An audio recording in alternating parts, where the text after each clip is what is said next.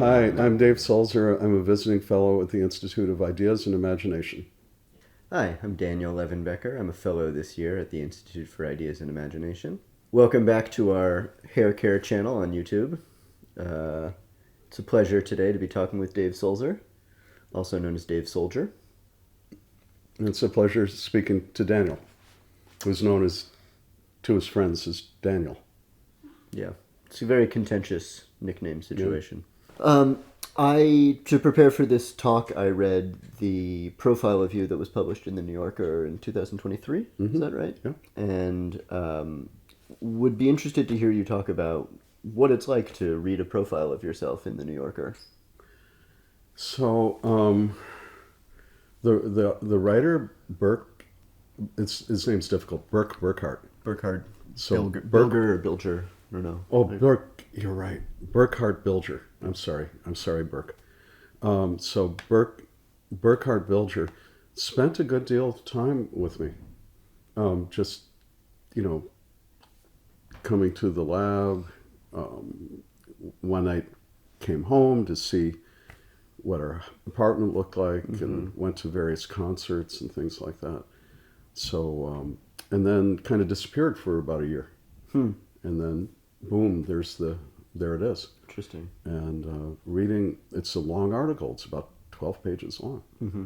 So, of course you're worried because you don't want to come off looking like a jerk. To get to the... Yeah, you're waiting to... It's the New Yorker, so you're waiting to the part where they say, well, really, he's a charlatan and a despicable person. And, I was glad that I made it to the end and it didn't happen. And then I put it away for a year, and then last year, because it was 2 years ago, it was ancient history, and so, you forget about it, and then I went back and I read it again, and I said, damn, that's a good article, and it almost inspiring. And the part of it that I like the most, and I wrote him this, is that it's when I forgot that it was about me. For instance, the topic becomes birdsong. Yep. And the topic's birdsong. It's not Dave. Right. And that's my favorite parts. Mm-hmm. When those parts occur, it's I thought it was kind of inspirational. Yeah, but you're sort of the tutelary figure who ushers us into caring about birdsong.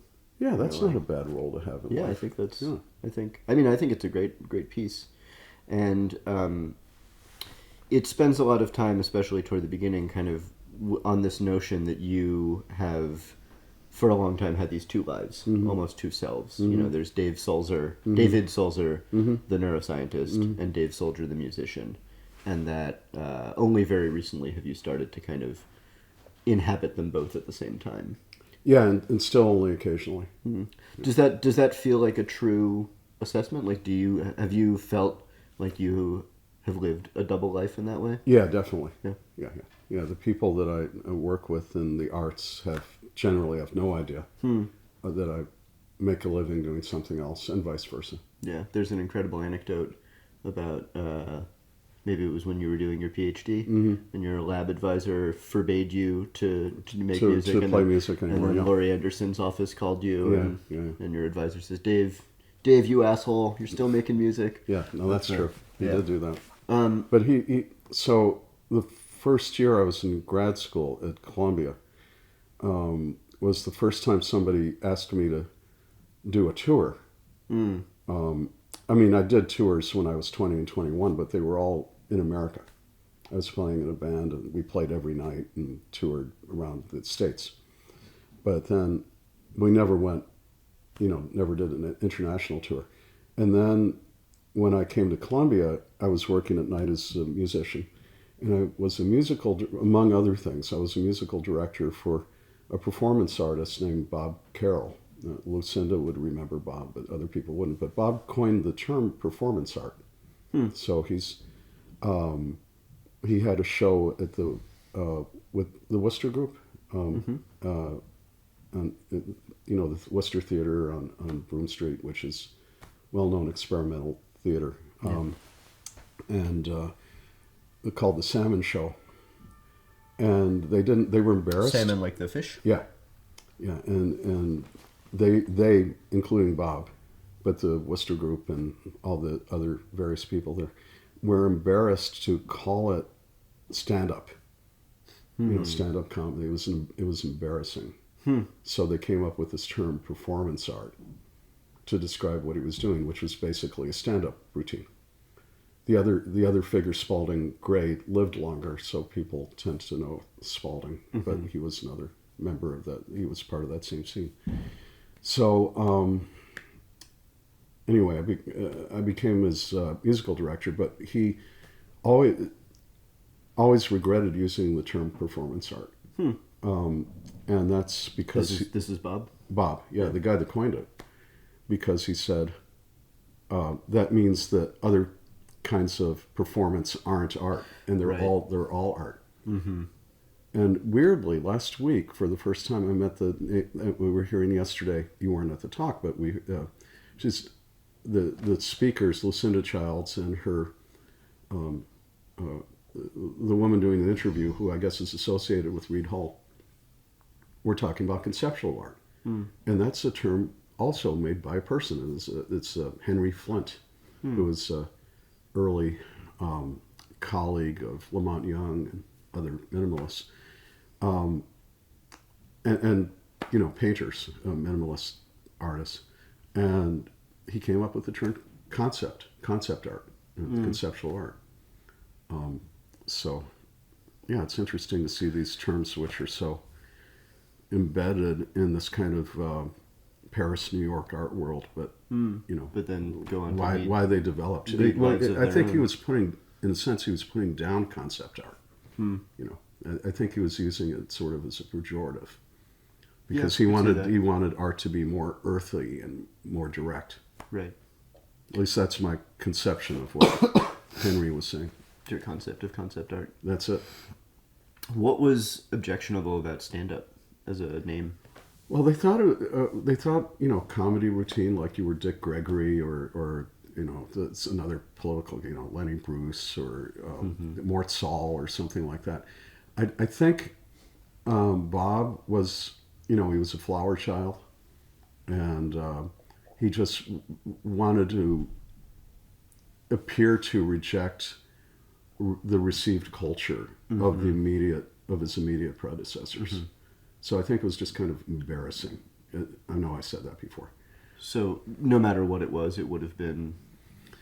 If you were using any term that was part of the, that was accepted and didn't seem to have a bit of satire in it, or a bit of, kind of a second level of okay, we're self-awareness.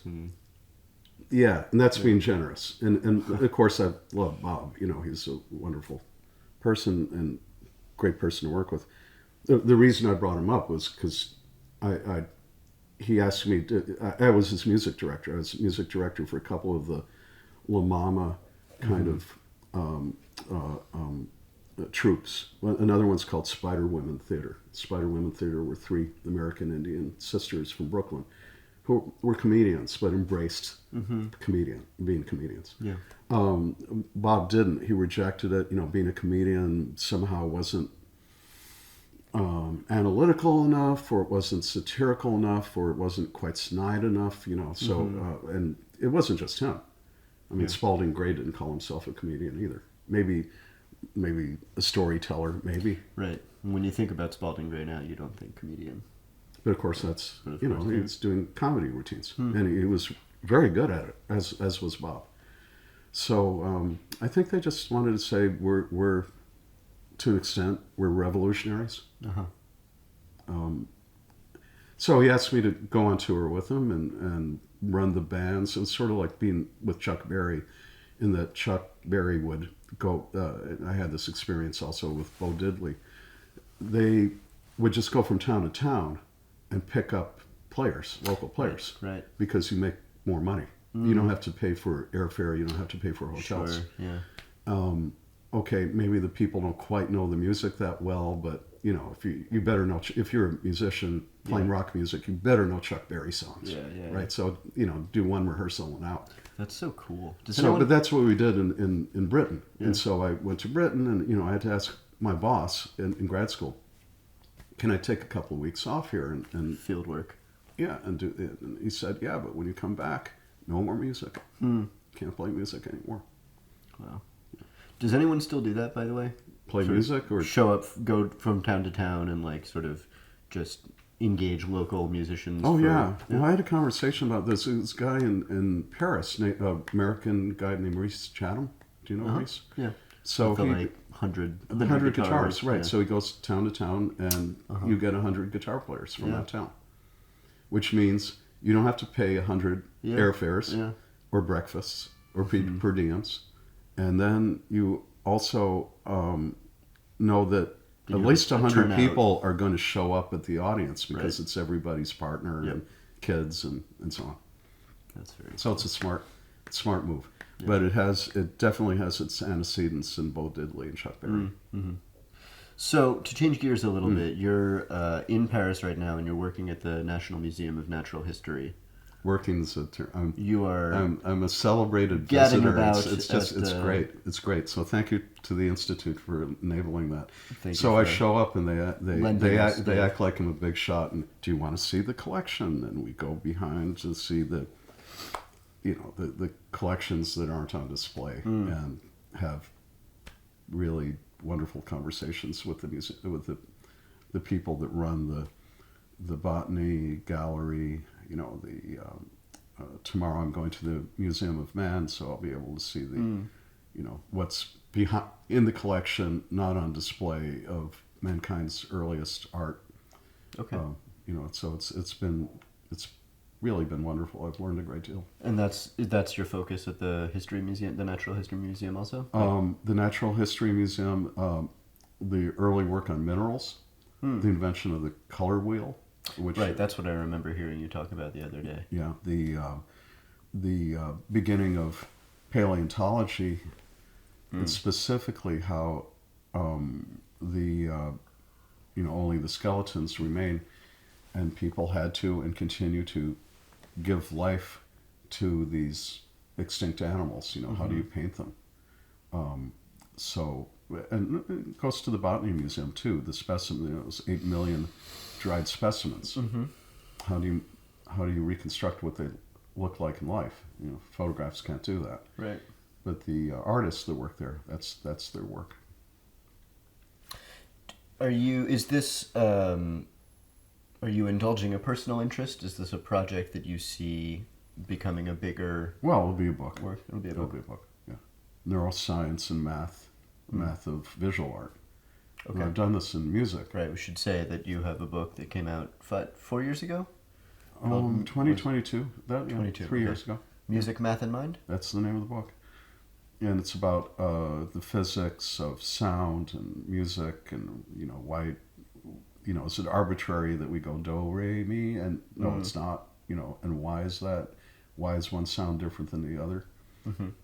That's the physics part. Yep. And then the mind part, the neuroscience part, is how do the hair cells work in the ear?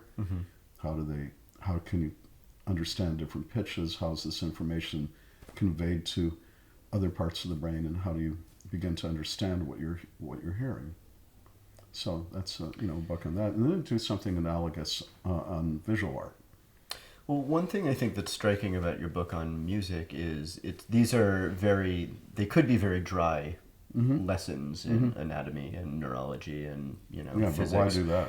But why do that? And these are things that are being related to you. And I haven't, to full disclosure, I haven't read the book. No one earnest. But it's clear that these are things being told to you by somebody who is passionate about music. And at every turn, you say, here's a phenomenon. And if you're interested in sort of hearing this phenomenon in nature, or not in nature, but in the world, listen to this, listen to this, listen to this. And the breadth of the examples that you pull in is, I think, quite staggering. Do you think, will you do that with the visual arts also? No, because in visual art, there are many musicians. So, famously, Spotify, as of last year, had 6 million artists, right? And everybody, we're hearing a musician right now. I don't know if it's being picked up on the camera, but I guess it's a mockingbird right outside the window right now. So, You I have mean, to look that's at the camera when you music. do that. And, music is being made all the time, but it's nothing in comparison with visual art. Everyone is making visual art all the time. And if you include things like dressing up and makeup and so on, but, and many different species in different ways. And, it encompasses, magazine covers and, a lot beyond what we hang up in galleries and try to sell. So it's, cartoons, advertising, it's an enormous part of human activity. So there's no way you can cover that. So my working theory, and this might change, and this is one reason I'm visiting the Museum of Man, is rather than say, okay, we're going to do, classic art of Europe or of China or of South America or what have you, is to say, let's try to find the earliest examples of surviving art by our species. And weirdly, this is something that I'm learning at the museum. Some of the cave art and surviving art is almost certainly not by our species because we weren't around then. Some of them are maybe going back to about 90,000 years old. So these might be made by Neanderthals. We're part Neanderthal, but it's a relatively small part of our DNA. So even, I guess the genus Homo, I suppose. But of course, there's animals making art too. So, it's too much to cover. So let's go to the earliest examples of art by our species and closely related extinct species. And let's analyze that. Let's use that as the examples. And then something that we're kind of touching on a little bit that's the museum has really made clear to me is what is that art? That art is painting of animals mostly, so representations of nature, illustrations of nature, representations, and usually pregnant women. Now we still have women in art everywhere. I mean, it's the favorite. It's all the magazine covers, etc. All the advertising. So art is, women are probably the main topic of contemporary art, but no longer pregnant women. I would say probably pre-pregnant women. So this is a change in the culture from now versus 30, 40,000 years ago, which is, I don't know exactly what it is. We can speculate. But the other thing is, here's the other thing.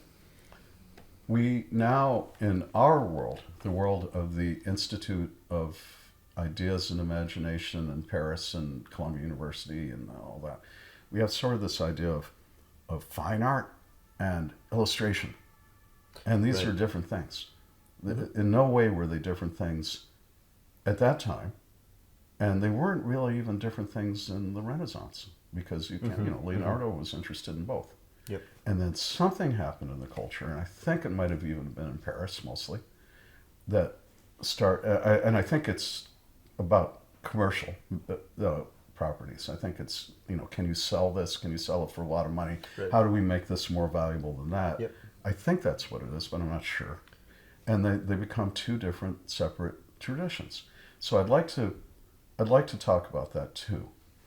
And then there's some other stuff that, Paris really figures a lot in this. So the beginning of pointillism, which came from the color field theory. The beginning of cubism, which came from mathematics and here. Yep. And people making impossible objects and trying to figure out what the fourth dimension is. Man Ray actually did a whole series of paintings based on these impossible objects, which are at the Math Institute here, that were made purely for mathematicians to appreciate. But it's the beginning of Dada. I mean, Dada also began in other ways in Zurich, but it's all, but also, the painting associated with that and with surrealism. Yeah. A great deal of that came from this kind of interest of artists in science, even though apparently these things have diverged. Once in a while, there's an artist like Audubon or Blasfeld in Germany, who is appreciated both as a scientific artist and as a fine artist. But mostly, these things have become divergent. And to me, this is very arbitrary and silly. So I'm projecting my values, but that's what I think. So the book will talk about that too. You know, if M.C. Escher or Man Ray get interested in science and how that transforms their, quote, fine art, and vice versa. Yeah. Well, so it strikes me that, to kind of bring it back to a point that we were discussing earlier, that this is also a naming change. This divergence is like when you create performance art by naming performance art, you leave behind everything that's not performance art. There are other kinds of performance that are not necessarily Which, art. to reiterate, Bob was kind of embarrassed by. Yeah. Because the rest of his life, his association was the founder of performance art. Right, seems like kind of a Faustian bargain to draw that line in the sand, but I imagine it's the same with fine art. That once fine art exists, there becomes this bigger category of art that is not fine, or that is illustration, Exactly, or that is entertainment. Exactly, rather than art. And I've been asking the artists there, the ones who are making the animals from skulls and and the plants from the dried leaves.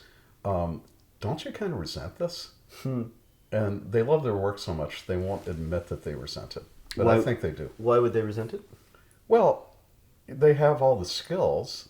In fact, they have incredible skills. Now, in the Renaissance, you would study perspective and you would study math. You know, you'd study planes going to a point. You would study how the ways to portray animals, including ourselves, and that would be a study by Leonardo or whatever. And now it's that they've kind of carried on that part of the tradition, and other parts of the tradition were carried on by others. But society, at least commercially, places like Cecily Brown can sell her new painting that I don't know how long it takes. I don't know if it takes her a day or it takes her a month, but they'll sell her painting for $1 million. Yeah. Right. Whereas these guys, they're lucky if they get $100. Right. So they're doing work of the same caliber, but they're technicians rather than artists. In terms of caliber, I can't. To me, I'm not putting down Cecily. She's great. But so I wouldn't say caliber. Maybe I'm glad you can say caliber. But the intricacy, but the value, commercial value, attention. Yeah. So there must be, though they will not admit to the resentment because they love what they're doing. Because they love what they're doing it anyway. They're like scientists. They're probably like people that write novels that use tricks of patterns in order to develop something to give as a challenge to come up with something new. Novel? Is that where novel comes from? You're coming up with something novel? Yeah. It is? I think so. All right. I'm not a historian of the novel, but I think it stands to reason that. I thought that's your deal. I'm not a historian. Okay. I'm sort of a. So you need to write a book. Also. Novels, math, and mind, because we'll force you to come up with this. It's a little bit what my first book is about, which is about the Oulipo. Okay, so you like a chapter in there. Now you need a second edition or a new volume. Hey, Harvard University Press, if you're watching, let's talk. I'm behind it. First blurb right here. And I'll take my 15% and give it right back to you. I'll take it out. I'll come to Paris and take it out in absinthe. What do you think? It's a date. All right. Yeah. How do you... This distinction that you're talking about with these people who are toiling in one vein of production that is not necessarily recognized as art by the market or by consumers or spectators. Do you see that happening in music right now? Oh, not so much. I mean, there's really no money to be made in music in any way. So I think I saw more of that 20 years ago. Interesting. But now nobody can make a living in music, and you can make a few people can make a living, kind of in entertainment, right? See. Not that, and I don't want to be like Bob with performance art. Britney Spears and Taylor Swift are artists. Mm-hmm. They are making a great deal of money, but it's obviously they're making their money from stage shows, and Right. the music is a very important part of that, but it's not the whole thing. Mm-hmm. So no, very few people are making a living as composers and performers. Right. So I don't think that there's so much of that. And I guess a long time ago I could have resented composers who were part of the people getting commissions, but now the attention and money to that is so paltry that we're kind of all in the same boat. And this has been going on for, I would say, about 20 years. It kind of since the fall of the CD. Yeah. The rise of streaming and There's really zero money to be made. So if you're not Britney Spears, we're all in the same boat, whether you're a jazz musician or a pop musician or, like me, a quote classical weirdo composer or whatever. We're all doing we're all buddies now. There's much less resentment, and the magic part of that, the trouble part is nobody's making a living. Right. The magic part of that is, from my perspective, but I think you could. This is not just me. I can call the best musicians in the world from any style, and say, "Hey, you want to do a recording tomorrow?" Yeah, I'm there. Right. There's no reason not to. And the different stylistic, labels and in groups and things like that. There were reasons for them, which were economics was involved. Mm-hmm. That doesn't exist anymore.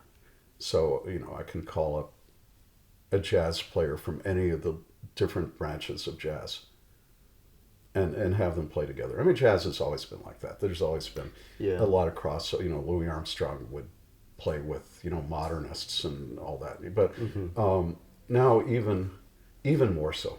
I can get the downtown noise players with the East Village Cecil Taylor people, with the traditionalists from a Dixieland band. Again, that's always been kind of happening. And I can put in a couple classical players, and I can put somebody who plays raga, as long as it makes sense, as long as there's a reason for it. And then a country western player. And sometimes that even works better because they know of each other, but they don't know each other. And they're all on their best behavior.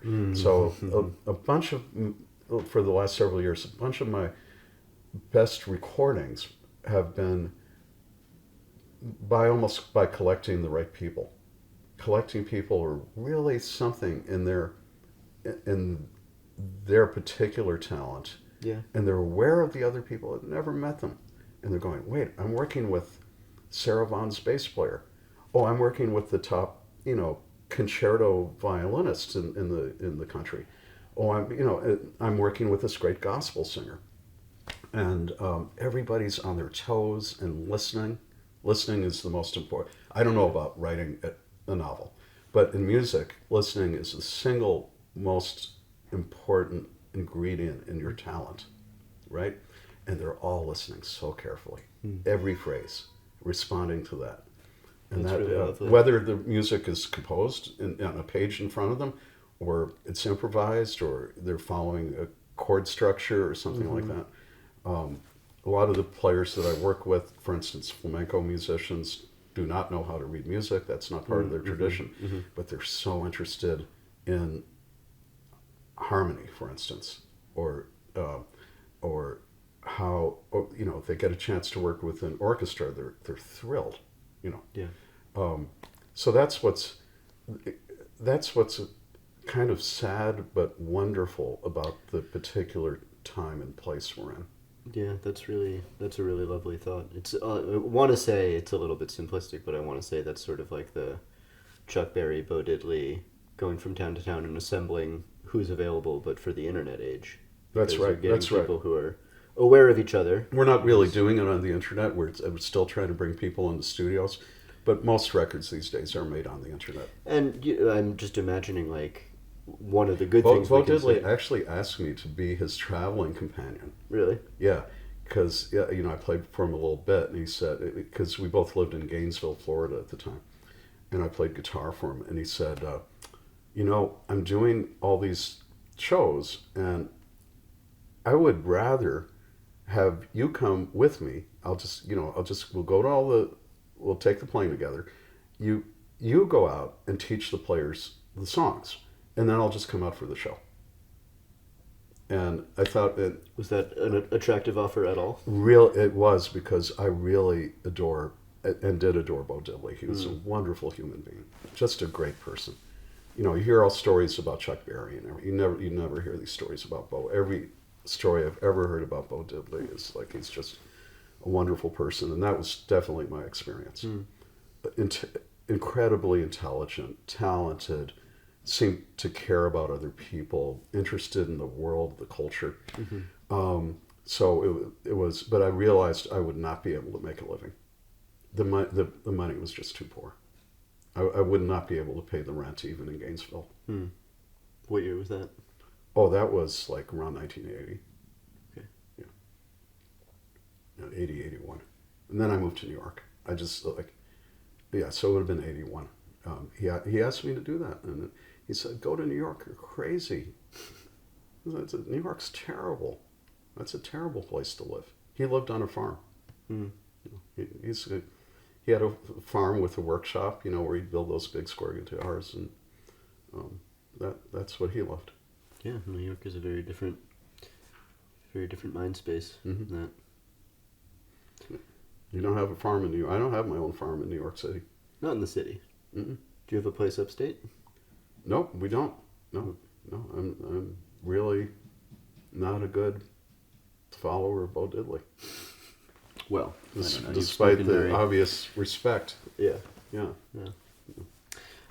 Maybe last question. So this portrait you've painted of the way that people can come together and collaborate now, especially being aware of each other and sort of being familiar. Maybe they aren't exhaustively familiar with each other's catalogs, but they sort of have a sense of where to situate them. Yeah. Does that also mean that there's more of an audience for what emerges from these collaborations? Oh, that's... I wish that were true.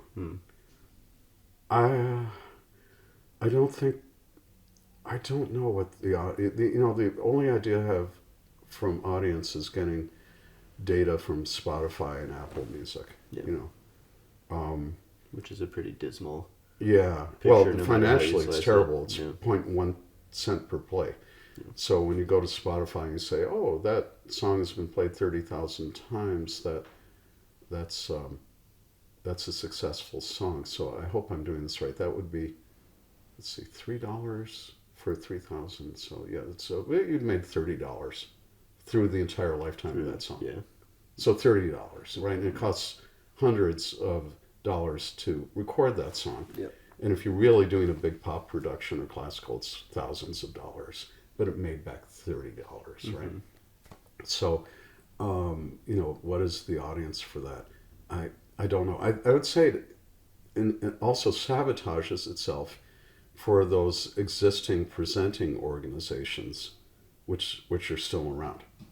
So, meaning, if there's a concert series like venues in Paris. Okay. Yeah, well, like it's a commercial venue, they'll take whatever they think can fill the hall. But if it's a, quote, fine art venue that does classical or jazz or world music or something like that, they're not going to take something like that because it's not pure. Now, of course, art was never pure, music's never been pure, but these traditions pop up, they get named, as you were saying, they called conceptual art. Soon at one point in the future, maybe there'll be the gallery of performance art here in the Museum of Conceptual Art, and they'll have a very straitjacketed probably idea of what they present. So I would say if you are doing certainly something combinatorial, but maybe anything that doesn't already have a name, it makes it harder in some ways.